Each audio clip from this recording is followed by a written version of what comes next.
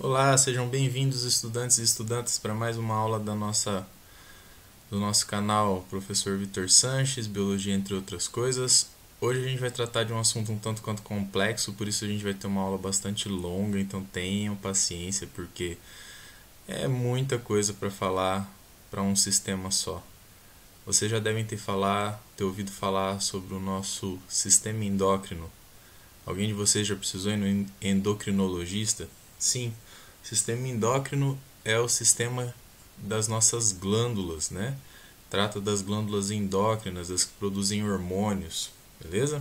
É disso que a gente vai falar hoje e tem muita coisa para falar mesmo, então senta, pega um copo d'água, um café, alguma coisa para comer, porque vai demorar, beleza? Vamos lá. Começando então com o sistema endócrino, o sistema endócrino é composto então pelas nossas glândulas endócrinas. Então entra aí hipófise, uma passando por cima aqui, hipófise, tireoide, suprarrenal, pâncreas, testículo, ovário, né? Essas são as assim que a gente fala rapidão. Aí tem o timo também, né, que a gente vai conversar sobre ele também daqui a pouco. Além de outros órgãos que fazem função endócrina, mas não são propriamente glândulas do sistema endócrino, tá?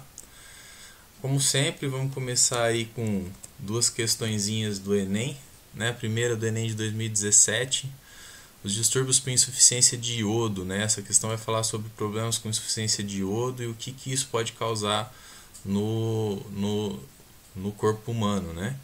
E essa insuficiência de iodo ataca uma glândula. Que glândula será que é essa? A hipófise, a tireoide, pâncreas, suprarrenal ou paratireoide? Qual que é a glândula afetada pela ausência de iodo, beleza? Então anotem aí, depois deixem no comentário qual que vocês escolheram e aí me falem lá no final se vocês acertaram ou não. A próxima questão é do Enem de 2016. Portadores de diabetes, né? Tem dois tipos de diabetes, a diabetes mellitus e a diabetes insípidos. E os portadores de diabetes insípidos têm problemas na produção de ADH. Isso faz com que eles muitas vezes sejam confundidos com quem tem diabetes mellitus. Mas o que será que a diabetes insípido causa se eles têm uma queda na produção de ADH? Qual que é a alternativa aí que você escolhe? Escolha uma, coloque aí nos comentários depois se você acertou antes da aula ou só conseguiu fazer o exercício depois da aula, tá? Então, eu coloquei essa imagem aqui para vocês pensarem o seguinte: o que uma pessoa sente, né? Ou o que faz com que uma pessoa queira saltar de paraquedas, né? E sempre se você perguntar para alguém que é praticante desse tipo de esportes radicais, ele vai falar para você que faz isso pela adrenalina. A adrenalina é um hormônio, tá? Um hormônio produzido pelas glândulas suprarrenais e causa uma sensação de euforia, né? E é viciável, sim, pode ser aí tido como uma substância que vicia, né? Então a pessoa acaba se expondo a risco, né? Estimulando a produção de adrenalina pelas suprarrenais. Então esse é um exemplo de hormônio que está aí no nosso cotidiano, é sempre falado a respeito, aparece em televisão, então é bastante comum a gente conversar. Mas às vezes essas situações são situações nas quais a gente se coloca com segurança para estimular essa produção de adrenalina, mas às vezes a gente pode ter situações onde ela é realmente necessária e que são situações de verdadeiro perigo, como por exemplo esse caso desse ciclista, né, que pedalando numa floresta dá de cara com um urso, e pior, esse urso resolve que ele pode ser um bom alvo, né? Então numa situação dessa, a adrenalina faz com que ele consiga respirar melhor, o sangue dele circule melhor, a glicose e o oxigênio cheguem nas células musculares, fazendo com que ele tenha maior capacidade de aeróbica, de pedalar e conseguir fugir dessa possível ameaça, né? Bom, sabendo agora que a adrenalina é um hormônio, vamos falar dos outros, tá? E vamos falar das glândulas que compõem o sistema endócrino também. A primeira coisa é que vocês precisam saber que o sistema nervoso e endócrino são responsáveis pela coordenação das funções do nosso corpo. O sistema endócrino é formado pelo conjunto de glândulas endócrinas. E aí a endocrinologia é quem estuda essas glândulas endócrinas, tá? Então, se você tem algum problema que possa ser de glândula, você vai no endocrinologista, que é o profissional ou a profissional da área de saúde que trata das glândulas. Essas glândulas produzem hormônios e esses hormônios são lançados no sangue. E eles podem alterar ou influenciar no funcionamento de órgãos, podem controlar o nosso crescimento, nossa pressão arterial, atuar na homeostase, entre outras funções, tá? E aqui estão as principais glândulas do nosso sistema endócrino, tá? Hipófise, tireoide, paratireoide, timo, pâncreas, suprarrenais e glândulas sexuais, tá? Que vão estar nos testículos e nos ovários, tá?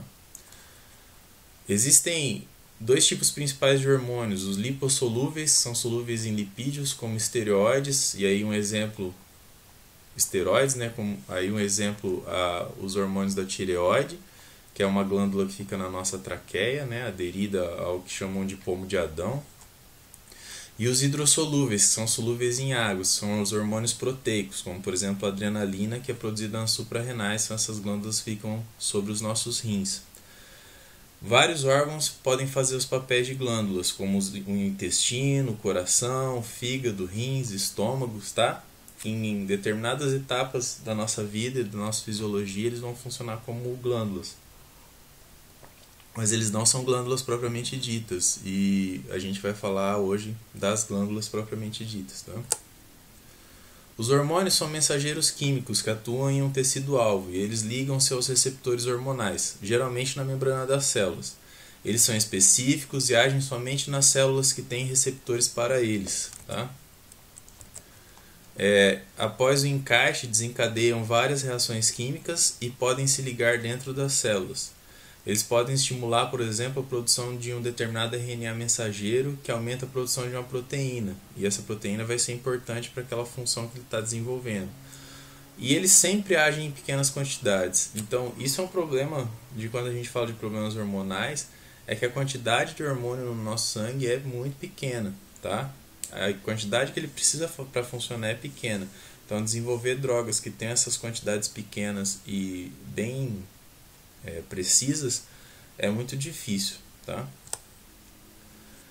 Bom, um exemplo então, o hormônio esteroide, ele consegue passar pela membrana e ele vai lá formar um complexo receptor de hormônio no citoplasma e vai atuar lá no núcleo da célula. Já um hormônio proteico, ele se liga na membrana e isso faz com que desencadeie algumas reações dentro da célula. Então um entra dentro da célula e vai agir lá dentro, enquanto o outro, a partir da membrana, desencadeia alguma determinada reação na célula, tá? Bom, como é feito o controle da produção hormonal? Ele é feito por mecanismos de retroalimentação negativa. O que significa isso? É a concentração do próprio hormônio que inibe a produção dele. Então, a glândula produz hormônio e ela vai como se fosse medindo a quantidade daquele hormônio no sangue. Quando aquele hormônio atinge uma determinada quantidade, essa produção é inibida e ela para de acontecer ou reduz muito, tá? A quantidade de hormônios controla a sua própria produção. Pouco hormônio no sangue aumenta a produção. Muito hormônio no sangue reduz a produção. Às vezes o hormônio de uma glândula estimula a outra. Por exemplo, a glândula tireoide é controlada por hormônios da hipófise. Então a hipófise produz um hormônio que estimula a tireoide a produzir seus hormônios, tá? Então lá, a hipófise fica lá no cérebro. Essa glândula hipófise, ela produz o TSH, que estimula a produção de T3 e T4. T3 e T4 são os hormônios da tireoide. Eles caem na corrente sanguínea e são detectados pela hipófise, a sua presença, e essa presença reduz a produção de TSH. Quais são as nossas glândulas endócrinas? Hipotálamo, corpo pineal, hipófise, glândula paratireoide superior e inferior, glândula tireoide, timo, coração, estômago, glândula suprarrenal, ilhotas pancreáticas, intestino, ovário e testículo. Tudo isso atua de alguma forma como glândula. Nós não vamos falar de todas, nós vamos falar só de algumas, tá? Primeiro vamos tratar da glândula pineal, ó, fica lá no meio do cérebro, tá? É próximo ao centro do cérebro, produz melatonina. Muita gente costuma usar, inclusive, a melatonina porque ela melhoraria o sono. Porque esse hormônio tem a função de atuar no relógio biológico, né? Então, ela é produzida no escuro e regula o sono. É por isso que não se recomenda, por exemplo, durante a noite você ficar exposto a luz muito forte, ficar muito tempo na frente do computador, na frente do celular, porque você estaria passando uma mensagem para o seu cérebro de que está claro, então não precisa produzir tanta melatonina, tá? E ela é importante na regulação dos períodos circadianos, que é o período do dia, né? Que é quando é o período, por exemplo, nos homens, a testosterona ela é produzida muito à noite, então de manhã ela está com um pico de testosterona e aí ela vai sendo consumida ao longo do dia, né? Isso é um ciclo circadiano, em um dia tem um ciclo, tá? Cortisol, também tem um pico de cortisol que faz a gente acordar de manhã, também é um ciclo circadiano, tá? Hipófise ou pituitária. Ela é dividida em duas regiões, a adeno-hipófise e a neurohipófise. Vamos falar da adeno-hipófise primeiro. Ela pode ser estimulada ou inibida por hormônios do hipotálamo. São hormônios tróficos, ou seja, atuam em outras glândulas, como a tireoide, as suprarrenais ou lá nos testículos e ovários, tá? Então, os tireotróficos, que são aqueles que vão para a tireoide, os adrenocorticotrópicos, que são aqueles que vão para o córtex das suprarrenais, e os gonadotrópicos, que são o FSH e o LH, estimulam o desenvolvimento das gônadas e gametas. Além disso, ela produz a prolactina, que é importante na lactação nas mães, né? Faz produzir o leite, mas também está presente no homem e tem funções diferentes no homem, tá? Que não são tão importantes agora, mas é importante que vocês saibam que ela produz a prolactina. A prolactina faz as glândulas mamárias produzirem leite. Além disso, ela produz o GH, que é o hormônio do crescimento, né? Growing Hormone, ou somatotrofina, que se a pessoa tiver uma baixa taxa de GH abaixo do normal, ela vai crescer pouco, e aí vai ter o nanismo. E se ela tiver um excesso de GH, ela vai crescer muito e vai ter um gigantismo, né? Que são condições patológicas do excesso ou da falta desse hormônio. A neurohipófise é uma expansão do hipotálamo, produz ocitocina, que faz a contração do útero para o parto, e a liberação do leite quando tem o estímulo da sucção das mamas pelo bebê, né? Então, a prolactina faz produzir o leite, ele fica lá na glândula mamária esperando, e aí quando tem o estímulo da sucção do leite, é produzida a ocitocina, e essa ocitocina faz o leite ser liberado. Além disso, ela produz vasopressina ou ADH, que controla a reabsorção de água pelos rins, água e íons sódio. Ela também é responsável por contrair as arteríolas, o que faz com que gere um aumento da pressão arterial. E quando a pessoa tem deficiência nesse hormônio, né, no ADH, ele tem a diabetes insípida, e isso faz com que ele faça muito xixi, um excesso de urina mesmo, de 10 a 20 litros por dia, provocando uma desidratação muito intensa, que pode ser confundida com a diabetes mellitus, que é provocada por um excesso de glicose no sangue, né? Só que aí a urina da pessoa é doce. Sintoma de diabetes mellitus é formiga no vaso, porque tem tanta glicose na urina da pessoa que as formigas são atraídas pelo cheiro do açúcar, tá? Já na diabetes insípidos não, é só a água que sai mesmo, não é rica em glicose. Bom, então aqui está a hipófise, né? Adeno-hipófise, neurohipófise, a hipófise produzindo prolactina atuando nas glândulas mamárias, atuando nas gônadas, na tireoide, nas suprarrenais e no esqueleto, promovendo o crescimento. E a neurohipófise produzindo ocitocina, atuando no útero e nas glândulas mamárias, e o antidiurético, ADH, atuando nos rins, certo? Será que eu fiquei na frente? Aqui eu vou ficar. Bom, deixa eu tirar aqui da frente só um pouquinho. Glândula tireoide. Ela está encravada na proeminência laríngea, que é conhecido popularmente como pomo de Adão, tá? São dois hormônios, a tiroxina ou a tetraiodotironina, também conhecido pelo apelido de T4, com o nome desse tem que ter apelido mesmo, né? São 4 átomos de iodo. E a triiodotironina, que tem 3 átomos de iodo, também é conhecido como T3. Estimula a oferta e consumo de oxigênio pelos órgãos. Isso intensifica a respiração celular, aumenta a produção de calor pelo corpo, aumenta batimentos cardíacos, frequência respiratória e atua na formação dos ossos no período do crescimento. Tá?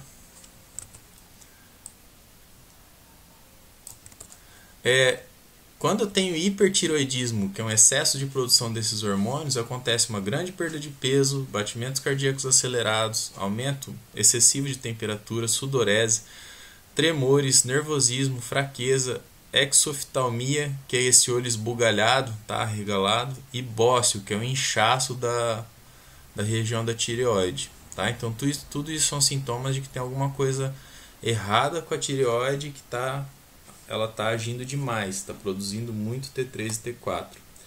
Já o hipotireoidismo, a glândula produz menos hormônio que deveria. Causa apatia, lentidão, sonolência, ganho de peso, baixa temperatura, inchaço e pode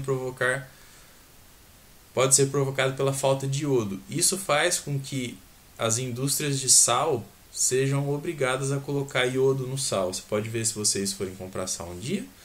Olhem no rótulo, vai estar escrito sal iodado.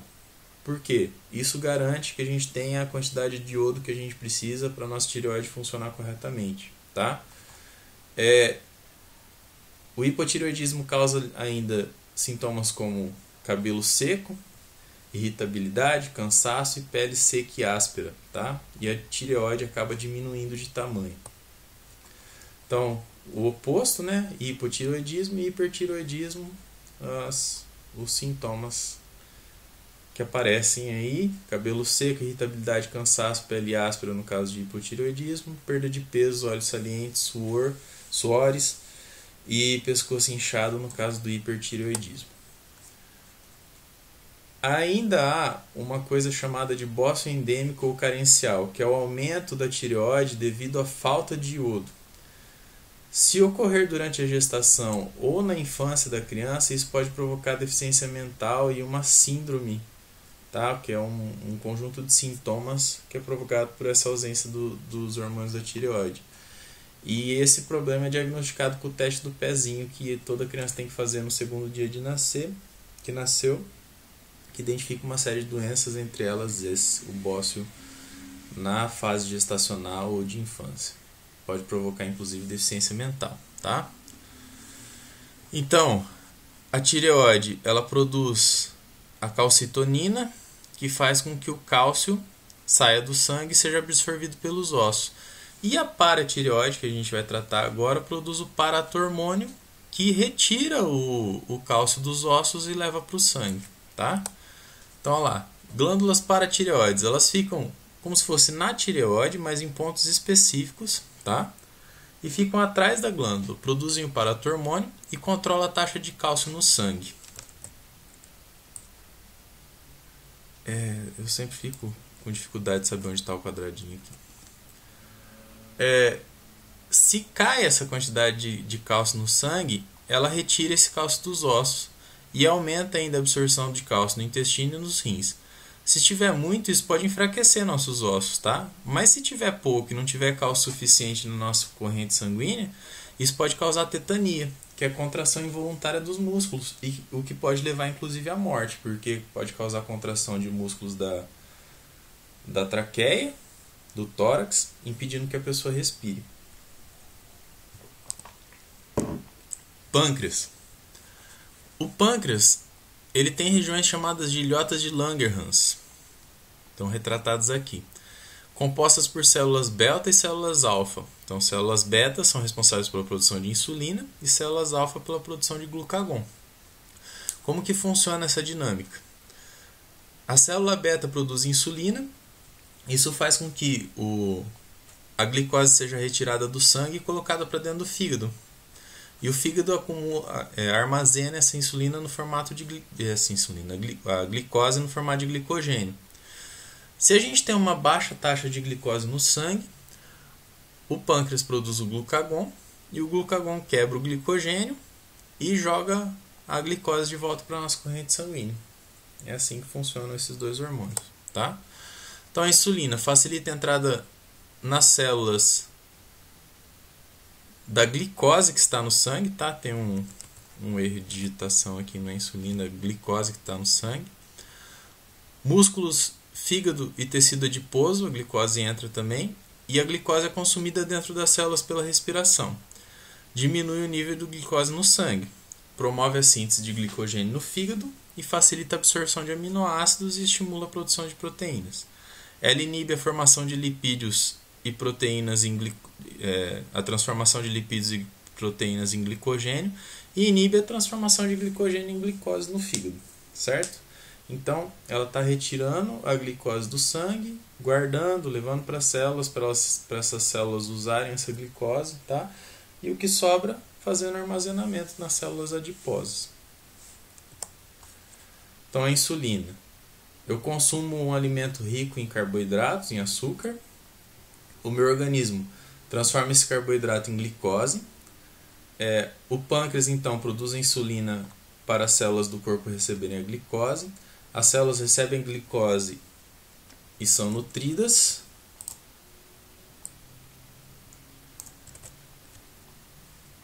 E o carboidrato não consumido vai para o tecido adiposo em forma de reserva de gordura, certo? Então, sempre tem aquelas regimes, né? Não coma alimentos gordurosos.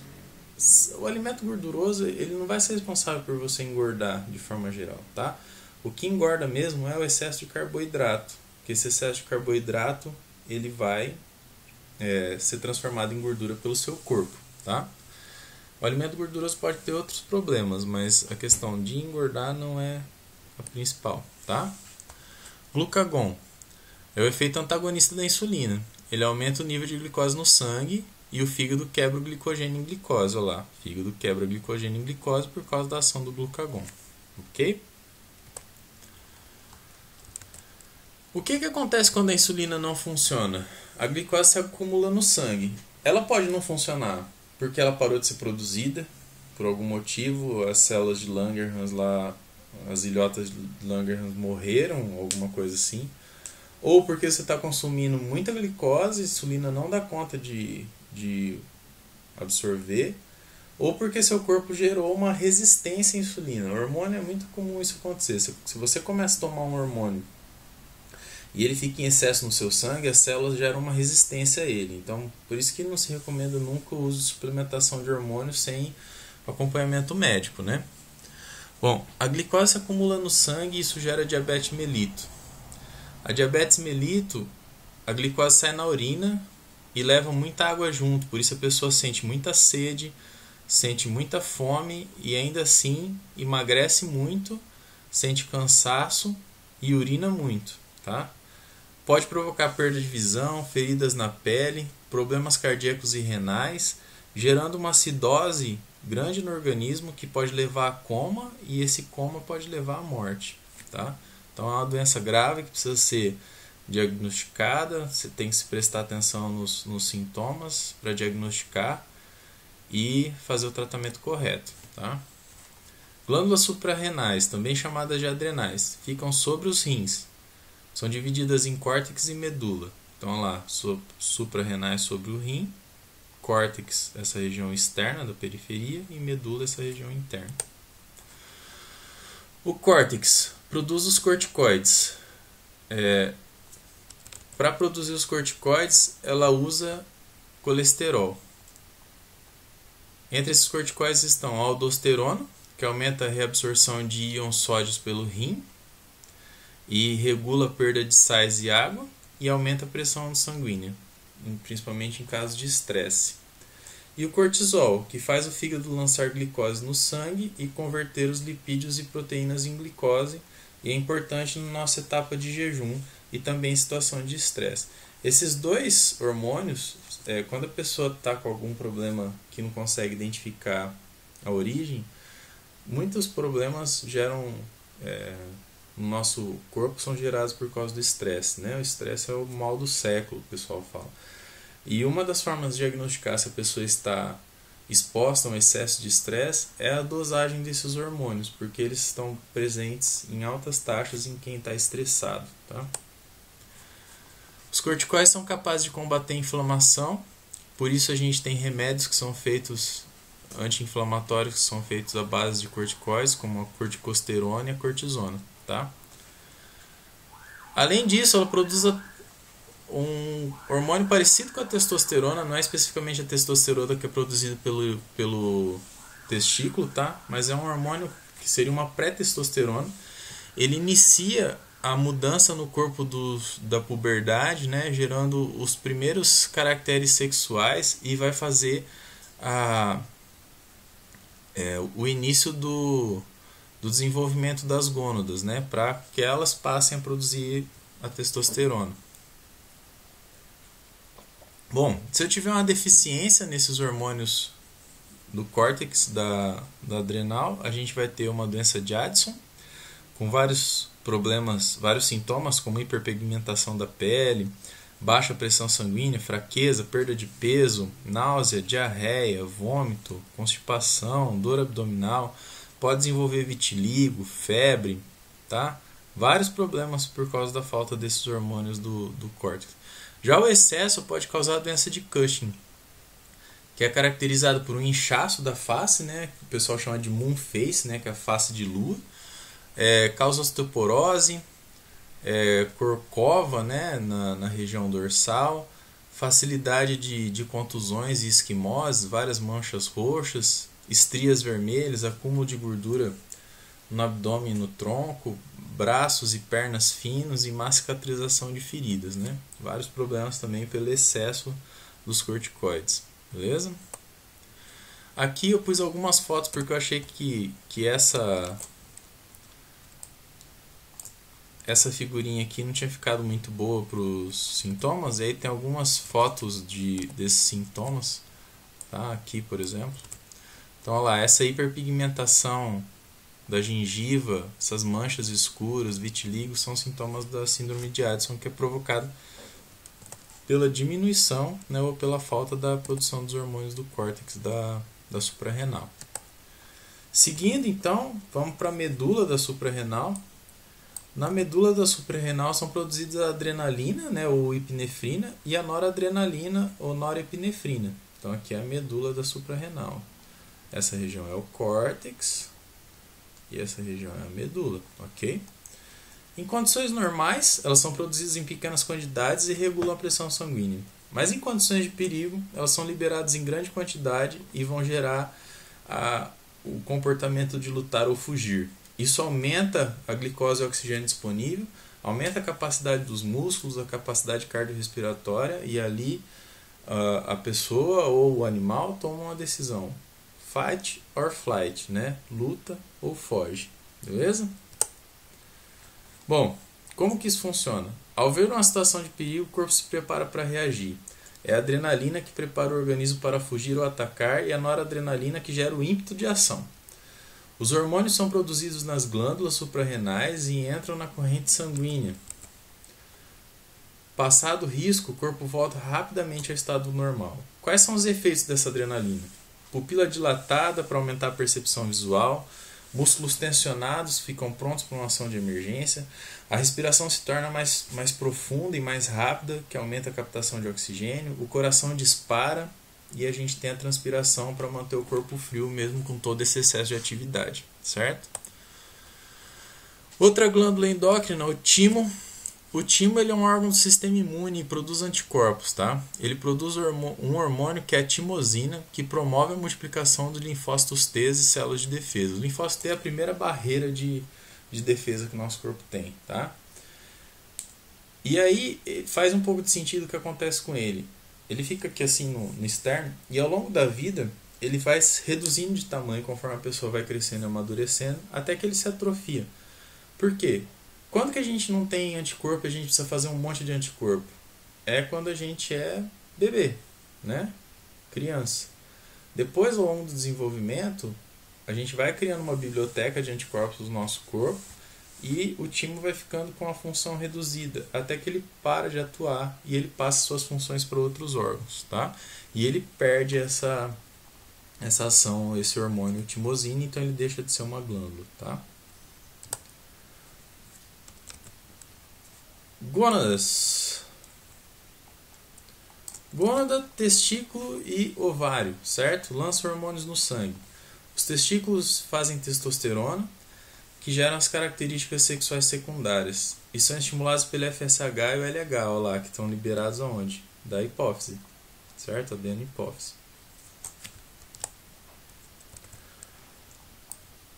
Os ovários. Os ovários fazem estrógeno e progesterona. O estrógeno atua nos caracteres sexuais secundários e os dois atuam no ciclo menstrual. Então, olha lá, FSH e LH, eles têm suas quantidades variáveis e geram o ciclo menstrual, certo? Então, voltando para as nossas questões lá do início, os distúrbios por deficiência de iodo, DDI, são fenômenos naturais permanentes amplamente distribuídos em várias regiões do mundo. Populações que vivem em áreas deficientes de iodo têm risco de apresentar os distúrbios causados por essa deficiência, cujo impacto sobre os níveis de desenvolvimento humano, social e econômico são muito graves. No Brasil, vigora uma lei que obriga os produtores de sal de cozinha a incluírem em seu produto certa quantidade de iodeto de potássio. Essa inclusão visa prevenir problemas em qual glândula? Qual glândula que usa iodo, gente? Adivinhem? Tireoide, exatamente. Tá? Se não tiver iodo, a tireoide vai gerar o bócio e ela para de funcionar. Segunda questão, portadores de diabetes insípidos ou insípida reclamam da confusão feita pelos profissionais de saúde quanto aos dois tipos de diabetes, mellitus e insípidos. Enquanto o primeiro tipo está associado aos níveis ou à ação de insulina, o segundo não está ligado à deficiência desse hormônio. O diabetes insípidos é caracterizado por um distúrbio na produção ou funcionamento do hormônio antidiurético, na sigla inglesa DH, secretado pela neurohipófise para controlar a reabsorção de água pelos túbulos renais. Tendo em vista o papel funcional do ADH, qual é o sintoma clássico de um paciente acometido por diabetes insípido? Desidratação. Beleza, gente? A gente encerra por aqui o sistema endócrino. Eu dei uma corrida porque é um assunto longo, bastante complexo. Espero que tenha ficado claro. Qualquer dúvida podem deixar no comentário ou podem vir falar comigo por outra forma que quiserem, e-mail, WhatsApp, etc. A próxima aula deve ser sobre sistema nervoso e aí a gente encerra essa parte de morfofisiologia humana e depois a gente continua os próximos conteúdos. Um abraço para vocês, cuidem-se, fiquem em casa. Tchau, tchau.